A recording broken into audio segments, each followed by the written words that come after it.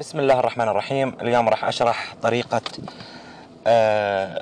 حظر الأرقام المزعجة اللي تتصل أو اللي ترسل رسائل بطريقة بسيطة وموجودة في نفس نظام الأندرويد في السامسونج جالاكسي. طبعا الطريقة بسيطة جدا. في عندنا موضوعين. لنفرض ان احنا نبغى نحذف او نحجب رقم يرسل لنا رسائل معينة تزعجنا، مثل الرسائل الدعايات اللي تجينا من شركات الاتصالات او غيرها. ندخل على الرسائل.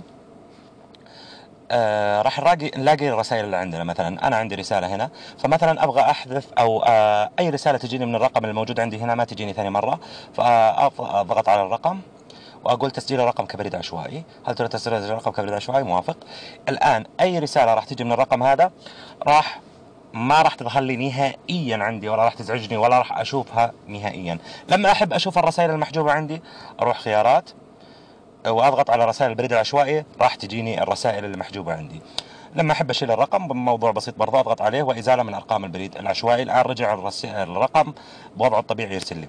طيب، لنفرض اني حبيت اني احجب المكالمات. برضو خدمة بسيطة جدا في السامسونج جالاكسي، وخدمة قوية جدا في نظام الاندرويد. قوية قوية قوية انا اعتبرتها، وللاسف انه في ناس كثيرة ما تعرفها وتركب برامج عشان الحجب والاشياء زي كذا. طبعا الطريقة كالتالي: نروح للهاتف ونضغط على خيارات ونروح لضبط المكالمة. نروح لأول خيار عندنا اللي هو رفض المكالمة. شوفوا وضع الرفض التلقائي، تقدر تحطه اوف وتقدر تحطه اون. انا اخليه اون اساس انه يرفض لي الارقام. قائمة الرفض التلقائي ادخل عليها. بامكاني هنا انشاء الان اني ممكن اجيب رقم من السجل او من الاسماء. مظبوط، يعني اختار رقم من الاسماء بحيث ان الرقم هذا لو اتصل علي مباشرة راح يعطيه مشغول وما راح يظهر لي اصلا كمكالمة. لاحظوا المعايير اللي تحت، مطابقة المعيار، الخيارات اللي تحت في حاجة ممتازة جدا. لو قلت مطابق يعني لما يتصل علي الرقم نفسه راح ينحجب، او يبدأ بي.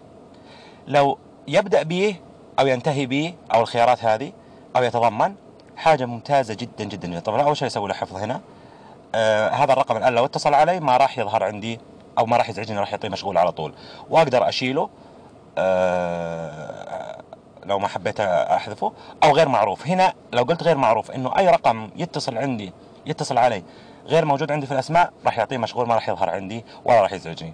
طيب، اسوي انشاء. هنا في حاجه مميزه جدا. لنفرض اني حبيت احجب رقم دوله معينه ما تتصل علي. يعني لنفرض ان انا حبيت ان السعوديه كلها اي رقم سعودي ما يتصل علي. احط خيارين: 00966 مفتاح السعوديه، واقول له هنا يبدا بي وحفظ. واقول له انشاء. في بعض الارقام تجيني على شكل طبعا زائد 966 واسوي له حفظ. لاحظوا الان اي رقم، او اسوي له انشاء برضه لو انا ما احب واقول له 05 وحفظ. عفوا 05 واقول له يبدا بي. لاحظوا خليه يبدا بي حفظ. الان اي رقم في السعوديه ما راح يقدر يتصل علي، سواء يبدا ب05 او 0966 او 0966. اي رقم من الارقام ثلاثه هذه اللي تبدا في الارقام هذه ما راح تقدر تتصل علي. لما احب اشيلها، ولما احب احذفها. نسوي تجربه مثلا اني انا ابغى ارقام دوله معينه. مثلا في رقم الدائم يتصل اللي هو رقم على ما اعتقد السنغال، او اللي هم عندهم السحر هذول او ما ادري ايش.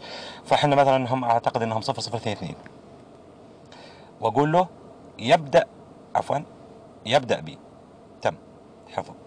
الان اي رقم يتصل علي يكون مفتاحه 0022 او مفتاحه اللي هي زائد اللي هي تعتبر 0022، ما راح يجيني منه اي ازعاج نهائي.